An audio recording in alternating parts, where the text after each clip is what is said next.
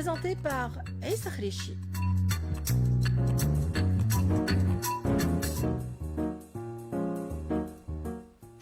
Bonjour à tous, heureux de vous retrouver dans cette nouvelle édition de Sans Parti Pris, votre émission hebdomadaire qui vous donne rendez-vous, on le rappelle, chaque vendredi de 8h05 à 8h45. On rappelle que vous pouvez nous suivre à travers le live sur notre page Facebook ou encore sur la 98.2. Alors, nous nous intéressons aujourd'hui à un sujet qui représente, il faut le dire, un enjeu majeur pour notre économie. Il s'agit des échanges économiques que la Tunisie entretient avec son voisin, à savoir la Libye.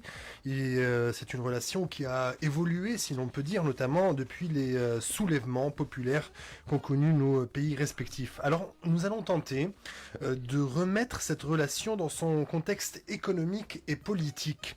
Quels sont les enjeux, quel est l'état des lieux, mais surtout, quelles sont les perspectives qui s'offrent à nous pour justement élargir ce partenariat, cette coopération économique. Alors c'est ce que nous allons aborder avec nos invités cette semaine, Madame Saïda Archicha, directrice de la coopération internationale au sein du ministère du Commerce. Merci beaucoup d'avoir accepté notre invitation. Merci pour cette invitation. Avec nous également Bassem Loukil, président du Conseil d'affaires tuniso-africain, le TABC, qu'on n'a plus à présenter, quand même avec vu les activités qui ont été organisées. Merci d'être des nôtres. Merci pour l'invitation. Je suis aussi le président du Conseil d'affaires tuniso-libyen, qui est une émanation du TABC. Du TABC, effectivement. Alors pour commencer, le poste frontalier de l'Asejdir a repris hier, jeudi, son activité, après avoir été fermé depuis plus de 2 semaines du côté libyen. Et cette réouverture a été rendue possible suite à un accord conclu entre les parties tunisiennes et libyennes pour permettre la reprise de la circulation des passages la circulation des passagers tunisiens et libyens dans les deux sens. Mais ce n'est pas la première fois que le poste de l'Asejdir est fermé, loin de là. Pourquoi, Madame Saïda Archicha? Est-ce que c'est un problème? Pourquoi c'est ce problème récurrent? Donc merci, je voudrais apporter une petite clarification. Oui. Je suis directeur général de la coopération économique et commerciale.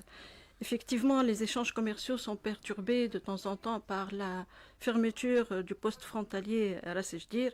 Mais avant de commencer, je voudrais parler du cadre juridique des relations commerciales tuniso-libyennes. Les échanges commerciaux tuniso-libyens sont régis par l'accord commercial tuniso-libyen signé au mois de juin 2001.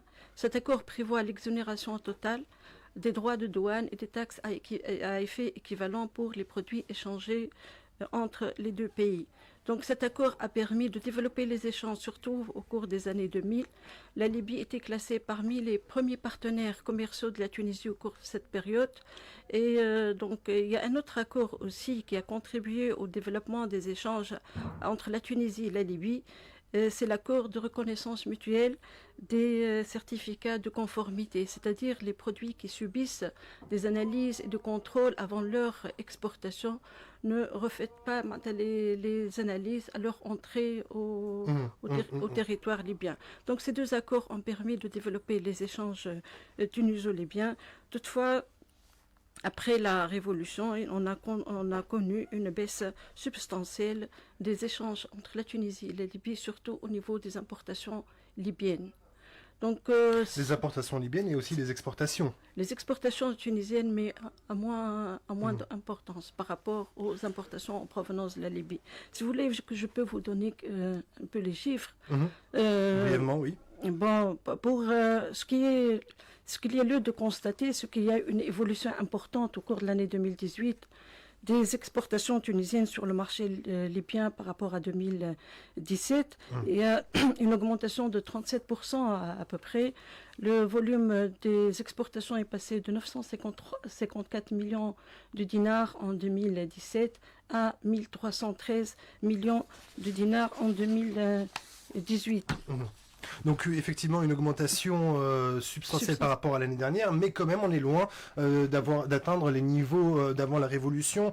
Monsieur Bassem Loukil, vous voyez le verre à moitié vide ou à moitié plein avec ces chiffres? Écoutez, c'est déjà une évolution positive entre 2017 et 2018, c'est toujours une nouvelle positive. Je pense que l'augmentation de 2018, elle a été incitée principalement par le rapprochement qu'il y a eu entre la Tunisie et la Libye, le dynamisme diplomatique et entre les hommes d'affaires. Il y avait un effet d'entraînement en 2018 et malgré que au courant de 2018, il y a eu pas mal de perturbations au niveau des frontières. Il y a eu une fermeture de la frontière pendant presque 2 mois. Il y a eu pas mal de perturbations au niveau des aéroports. Maïtiga a été attaqué à plus d'une fois et malgré ça, les hommes d'affaires sont restés optimistes. Il y avait un dynamisme, il y a eu des échanges entre les différentes associations. Le ministère des Affaires étrangères s'est déplacé sur place et la Tunisie a commencé à peine à jouer un rôle positif dans ce rapprochement, ce qui a entraîné l'évolution de ces chiffres. Donc, on avait espoir à ce que 2019 continue à avoir cette relance, mais malheureusement la situation politique libyenne, telle que tout le monde connaît aujourd'hui, a eu un effet et un impact négatif, évidemment. L'ambiance et le climat politique a une grande influence sur le climat des affaires en Libye. Aujourd'hui, on voit qu'il y a ces tractations. Il y a eu des difficultés à un moment donné pour l'ouverture des lettres de crédit de la Libye vers la Tunisie à cause de l'instabilité politique et des conflits internes. Aujourd'hui, il y a une reprise principalement autour des produits alimentaires. C'est la priorité, bien évidemment, malgré que la Libye vient d'afficher une balance excédentaire au niveau de ses exportations en produits énergétiques. Et hier, la Banque centrale a déclaré qu'elle avait un surplus par rapport aux objectifs. Elle avait prévu 22 milliards de dinars libyens en exportation pétrolière. À fin octobre, elle a enregistré 25 milliards de dinars libyens, chiffre officiel. Donc elle a eu un excédent de 3 milliards. Cela veut dire que malgré l'instabilité politique, les exportations pétrolières continuent à évoluer et il y a un suivi, il y a des institutions qui continuent à fonctionner. C'est là où nous, en tant que gouvernement tunisien, où on doit intervenir aujourd'hui et on doit jouer un rôle, et on va peut-être revenir sur ça, là où on doit jouer un rôle proactif et un rôle dynamique dans le rapprochement des différentes parties libyennes en conflit actuellement dans ce beau pays qui est la Libye. Madame Saïd Darchiche, vous confirmez donc par rapport à ces chiffres, ça rejoint donc un peu vos données au sein du ministère du Commerce? Oui, justement, et même pour cette année, on constate qu'il y a une augmentation aussi importante par rapport à l'année 2018 et une augmentation également de 37%. Comme donc une année auparavant, nous étions à 1123 millions de dinars jusqu'à fin septembre 2019 contre 815 millions de dinars à la même période de 2018. Donc l'évolution, elle est continue. Il y a donc il y a, après la révolution, il y a une nouvelle structure des exportations tunisiennes. Il y a une influence importante des produits agroalimentaires surtout et des médicaments. Donc c'est des produits de plus en plus en augmentation. Il y a les médicaments aussi. Nous allons en reparler. Alors, vous n'avez pas répondu à ma question tout à l'heure. Donc, le poste de la CGDIR fermé pour la énième fois. C'est un problème récurrent. Oui. Pourquoi c'est un problème qui nous dépasse. C'est la situation en Libye surtout. Le poste frontalier de la CGDIR était fermé par les autorités libyennes. Il a été ouvert par les autorités libyennes. Alors on rappelle les postes de Vib et de la CGDIR qui sont sous contrôle des milices, donc de milices armées qui ont fait allégeance au GNA, le gouvernement donc d'union nationale, donc effectivement qui ont pris la décision, heureusement de le rouvrir une énième fois. Il était fermé le 23 octobre. Le 23 octobre, effectivement, donc déjà ça fait plus de 2 semaines. Sous des protestations de la partie libyenne, comme quoi nos amis, nos frères libyens étaient maltraités à la frontière et qu'ils passaient plus de 24 heures pour passer. Il y avait des mesures de sécurité mises en place par les autorités tunisiennes, bien évidemment, au vu de la situation là-bas. Il y avait l'installation d'un scanner. Ce qui a engendré une lenteur au niveau du traitement des passeports et des entrées. Hier matin, il y a eu la réouverture. Ce matin, j'ai appelé, on m'a dit que la queue d'attente était de 3 heures, ce qui est une nette amélioration par rapport aux 24 heures qu'ils ont vécues tout de suite après l'installation du scanner. Mais cela nous rappelle au besoin de la multiplication des points d'entrée. Évidemment, il y a un challenge, il y a un défi sécuritaire derrière, mais on ne peut pas intensifier, mettre des mesures de sécurité pour le passage et avoir un seul point d'entrée qui soit équipé de scanners et toutes les mesures de sécurité qui en suivent. Nous allons y revenir. Alors, selon vous, une solution durable au niveau de la pérennité de nos échanges économiques doit-elle forcément passer par une solution politique? Est-ce concrètement possible aujourd'hui au vu de la situation en Libye? Écoutez, malgré l'instabilité politique et les conflits, comme Mme Achicha vient de le citer, les échanges et les chiffres ont continué à évoluer d'une année à une autre et d'une manière galopante.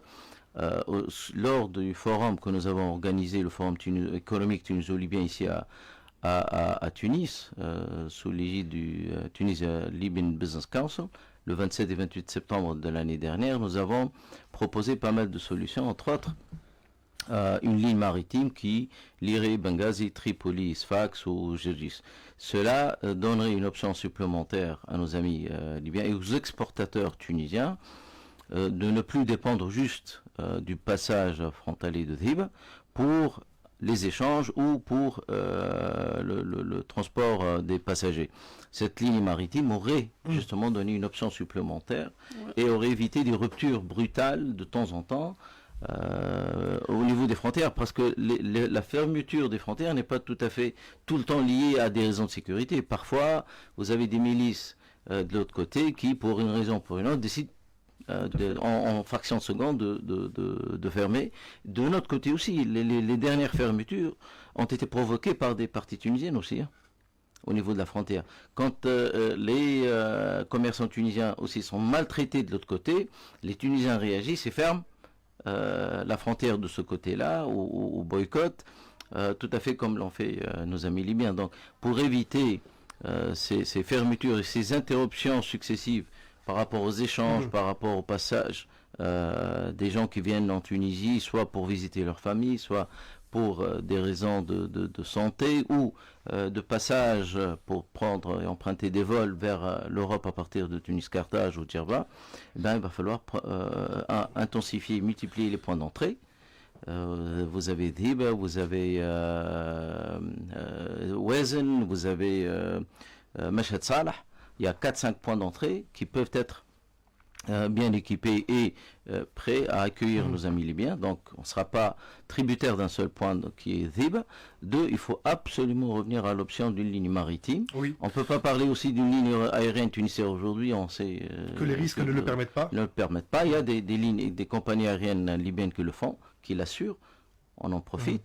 Mais aujourd'hui, il n'y a pas, à mon avis, l'ouverture d'une ligne maritime pour le transport de biens et de marchandises et de personnes est obligatoire. Si on veut continuer à constater ces améliorations, surtout que lors des différents déplacements, et surtout quand on a fait la fameuse délégation d'hommes d'affaires tunisiens à Tripoli, tout le monde a constaté que les magasins, les supérettes, les pharmacies sont saturés de produits turcs, de produits chinois.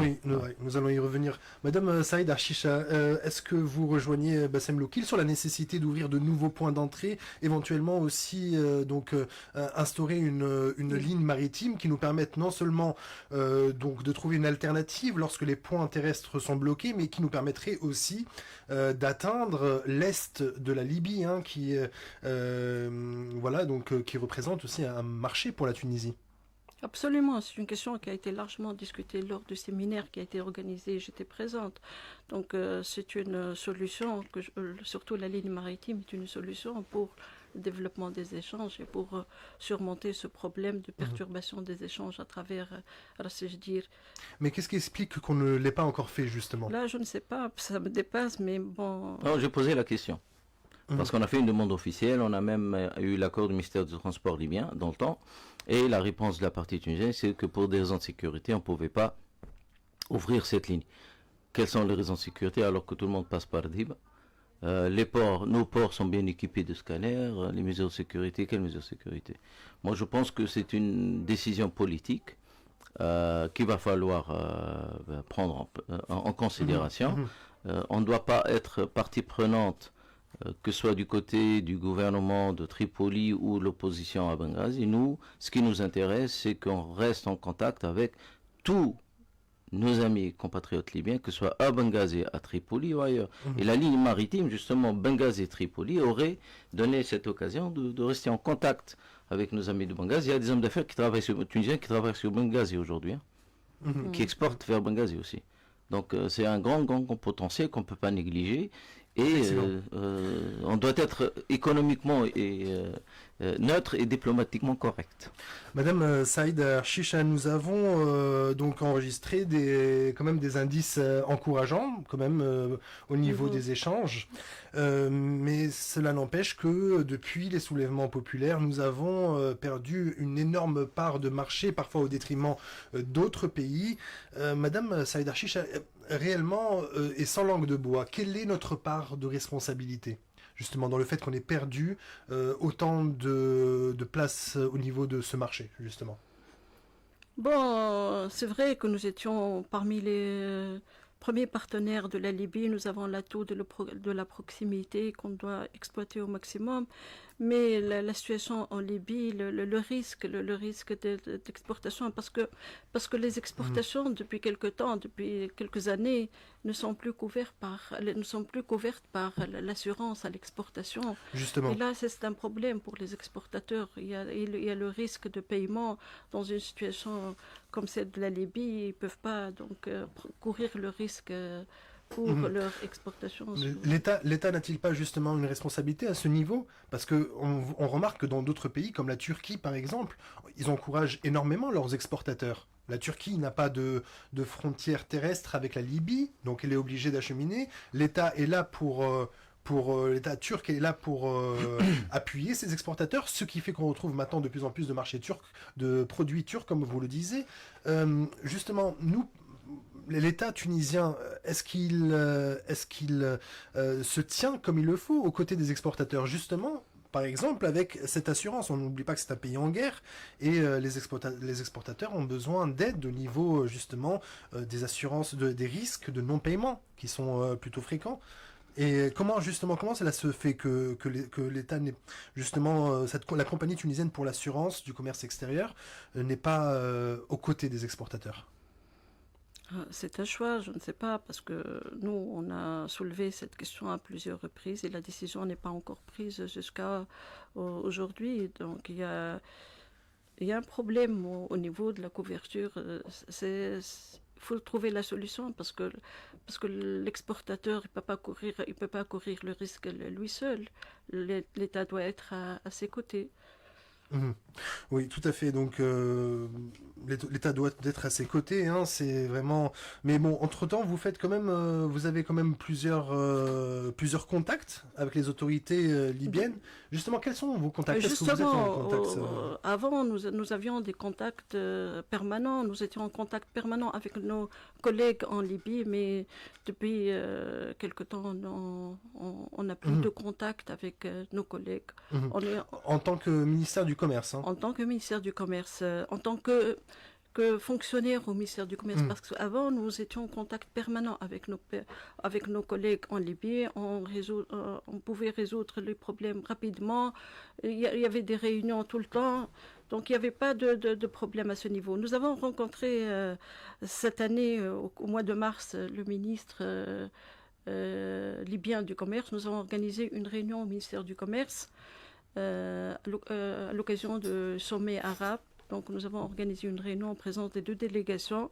Nous avons parlé des perspectives de la coopération avec la Libye. Nous avons discuté des problèmes que rencontrent les exportations libyennes et tunisiennes.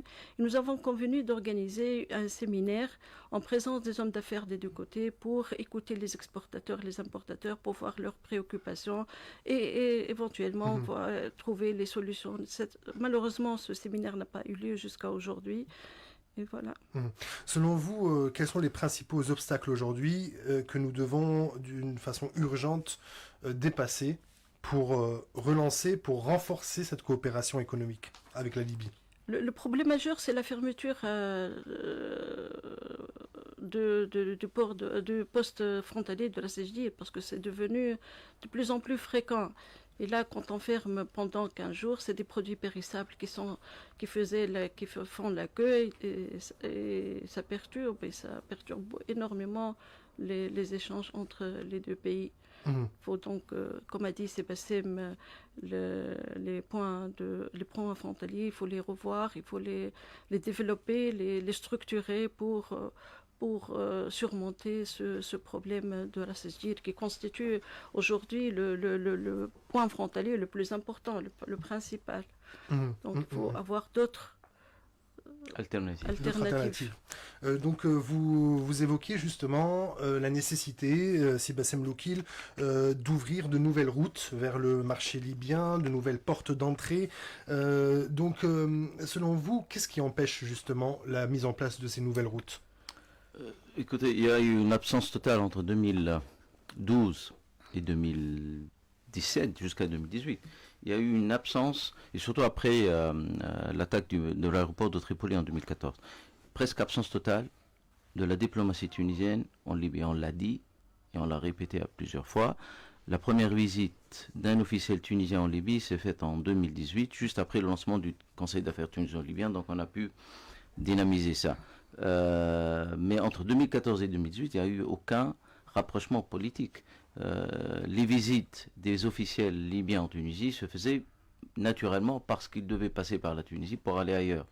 Mais nous n'avons rien fait pour profiter de ce positionnement stratégique, pour développer les relations personnelles, pour établir un meilleur rapprochement politique avec nos amis libyens. Et ça se ressent au niveau des exportateurs Bien tunisiens. évidemment, aujourd'hui, juste pour confirmer les chiffres que Mme Saïd a donnés, aujourd'hui, nous sommes classés 8e. Exportateur vers la Libye. Le premier exportateur vers la Libye, c'est la Turquie, avec 1,4 milliard de dollars en 2018, contre 485 millions de dollars pour la Tunisie. La Turquie a détrôné l'Italie, qui était le premier exportateur vers la Libye. L'Italie a fait 1,3 milliard, et la Turquie avec un 1,43. Ils ont détrôné l'Italie et la Chine. Derrière, vous avez les États arabes unis, puis, parce que le port de Dubaï exporte tout vers la Libye, et vous avez par la suite l'Égypte, la Tunisie classée 8e.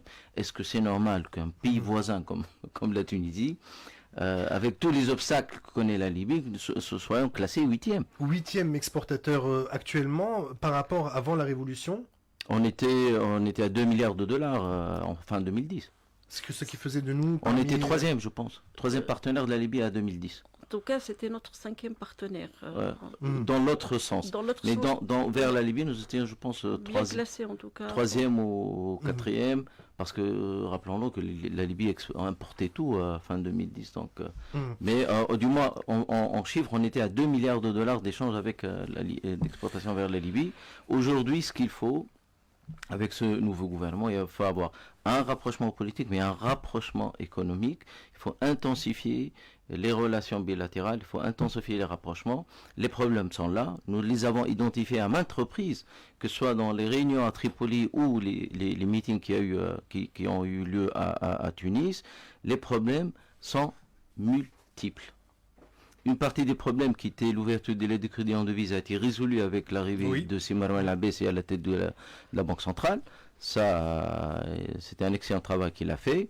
Donc ça a été fait. Aujourd'hui, nous avons un vrai problème au niveau des confirmations de lettres de crédit, parce que tout passe par presque une seule banque, qui est la BTL, qui ne peut pas tout gérer. Donc il va falloir que les banques tunisiennes aussi aient des lignes directes avec les banques libyennes, qu'on puisse financer facilement nos exportations là-bas. La Turquie n'a pas ce problème parce qu'elle a un fonds et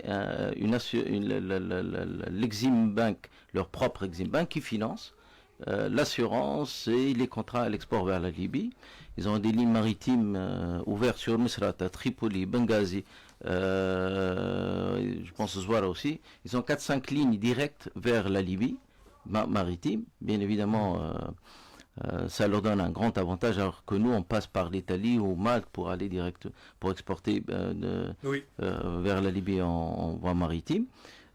Tout ça fait que nous avons des avantages. Alors, justement, les hommes d'affaires libyens aussi se plaignent du traitement à la frontière et à l'aéroport. Et c'est dû principalement soit au problème des noms similaires. Oui. Ça, c'est un vrai problème pour nos amis libyens. Et puis, nous avons aussi traité la question des 3000 ou 2000 personnes qui étaient fichées en Tunisie suite à la révolution, que l'État tunisien n'arrive pas à apurer facilement parce qu'il n'y a pas d'informations fiables qui viennent de l'autre côté, pour que ces gens-là qui sont fichés chez nous soient éliminés, justement à cause... L'origine de ces problèmes, c'était le rapprochement entre les deux, non, les noms, et ça leur cause un problème. Chaque fois, vous avez des gens qui passent 4 heures à l'aéroport, rien que... car ils ont le même nom que quelqu'un d'autre qui est fiché, et il faut passer par ces mesures sécuritaires. Vous avez fait le même constat, justement, Madame Saïda? Vous avez fait le même constat, justement, par rapport à ce que vient de dire? Oui, bien sûr. C'est les mêmes problèmes qui sont posés à chaque réunion. Chaque réunion, donc ce sont des problèmes qu'on a bien identifiés, donc reste à apporter des solutions concrètes, justement, pour pouvoir dynamiser cet échange. Alors, sur plusieurs produits, donc on parlait du marché turc, qui est de plus en plus présent sur le marché libyen.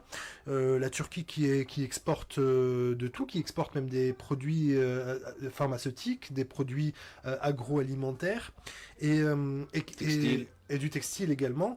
Mais la Turquie qui prend en compte aussi les spécificités du marché libyen. Le marché libyen qui demande, je parle par exemple au niveau de l'agroalimentaire, le lait par exemple, le marché libyen qui demande une continuité de la fourniture en produits, c'est-à-dire 12 mois sur 12. Non pas seulement exporter 5 ou 6 mois ou 7 mois, non.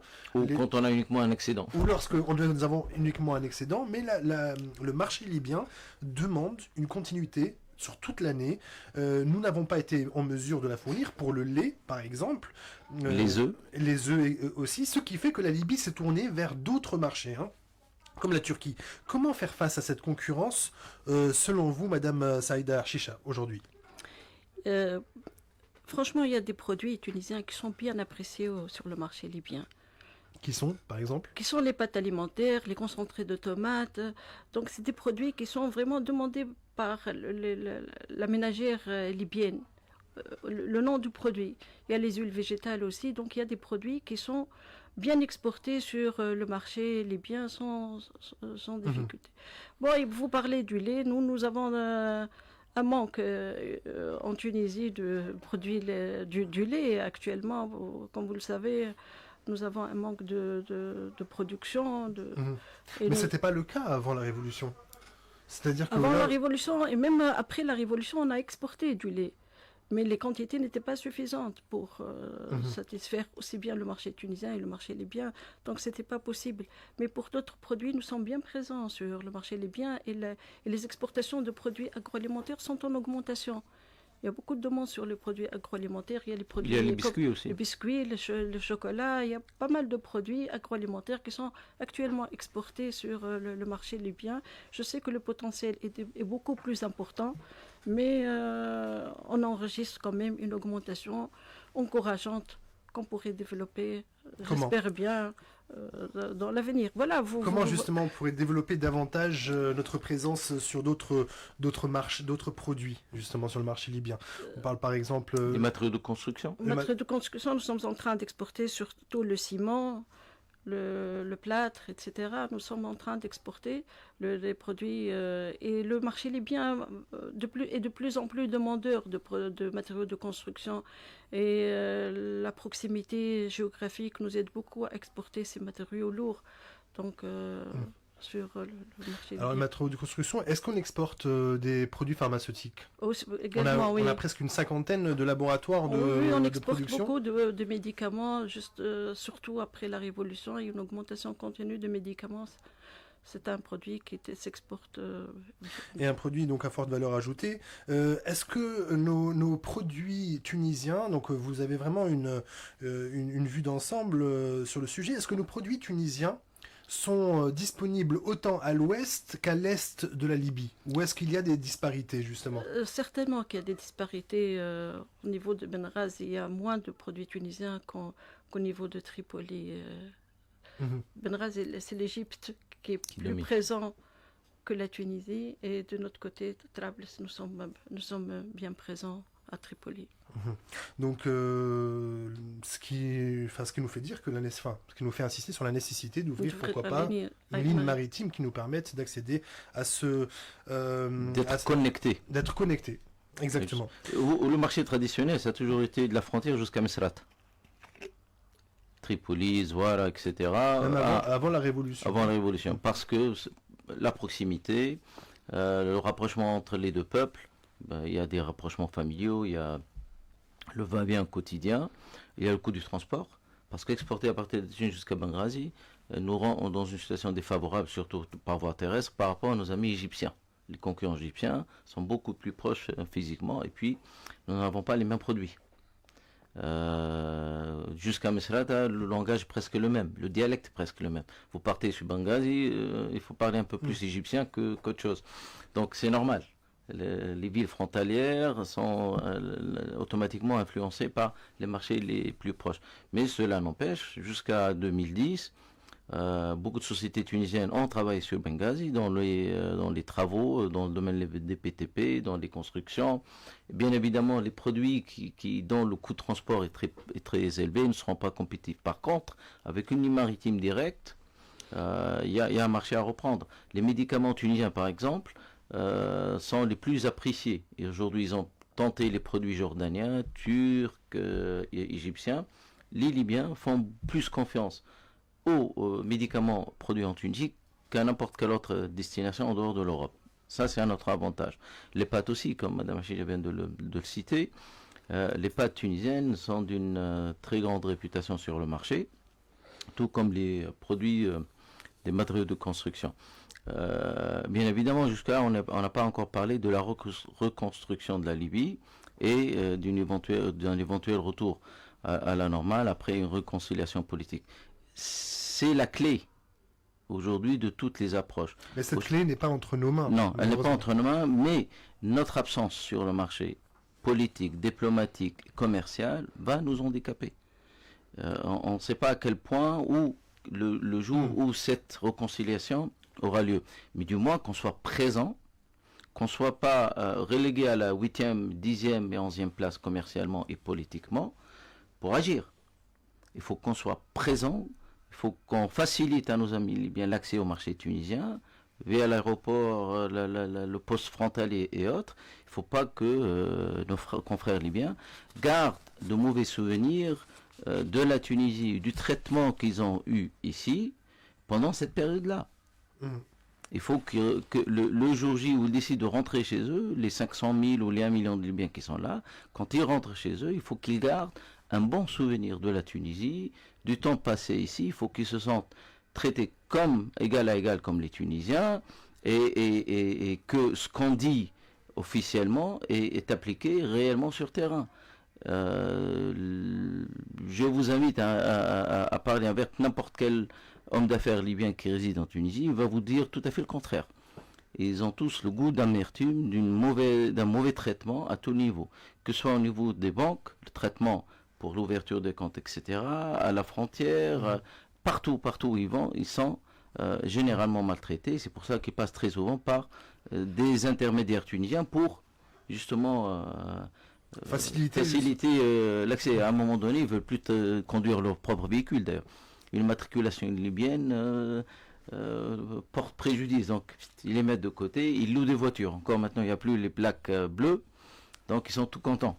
Mais à un moment donné, cette immatriculation libyenne, la plaque d'immatriculation libyenne portait beaucoup de problèmes. Vous avez fait le même constat, Madame Saïda Chicha Qu'est-ce qu'on pourrait faire Oui, bien sûr, tout le monde le sait. Il y a même une baisse du nombre de Libyens en Tunisie par rapport au début de la période après 2010. Il y a une baisse, les Libyens sont allés à d'autres destinations. Et certains sont revenus même en Libye. Donc, oui, mais naturellement. Mais il y a ceux qui vont se soigner ailleurs. Avant, tous les Libyens pratiquement se soignent ici. Maintenant, on les trouve en grand nombre en Jordanie, on les trouve en Turquie, on les trouve en Égypte. mais c'était pas le cas avant. Donc conserver une bonne image de la Tunisie parmi les Libyens, ça devrait figurer parmi les priorités. Pour en revenir justement au marché, il faut également, on se souvient qu'à un certain moment, le mot d'ordre des autorités aux investisseurs tunisiens, le pays, la Libye est en guerre, évitez de vous y rendre. Or, on s'est aperçu par la suite que non, qu'il fallait quand même être présent. Car un jour, la crise sera réglée et il serait bien que ce jour, la Tunisie soit présente sur le marché libyen. Donc on a parlé d'initiatives politiques, de volonté politique, qui est une condition sine qua non pour le développement de nos relations, mais même avec une volonté politique. Est-ce que notre appareil de production est à la hauteur justement pour rester sur le marché libyen ? Notre appareil de production, est-ce que nous avons les moyens de nos ambitions, en d'autres termes?